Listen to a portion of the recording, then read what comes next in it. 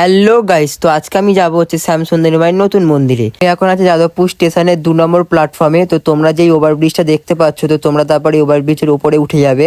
তারপর তোমরা এখান থেকে অটো বা বাস ধরে চলে যাবে হচ্ছে অভিদীপ্তা গেট নাম্বার 1। তোমরা তারপর দেখতে পাবে অভিদীপ্তা গেট নাম্বার 1 এর ঠিক অপোজিটে ইনস্টিটিউট অফ ম্যানেজমেন্ট স্টাডিজ, ওর পাশ দিয়ে পুরো চলে যাবে। তারপরেই জয়মা শ্যামসুন্দরী মন্দিরের প্রবেশদ্বার দেখতে পাবে। তারপর ওখান থেকে ডালা কিনে একেবারে সোজা পুরো ভেতরে চলে আসবে।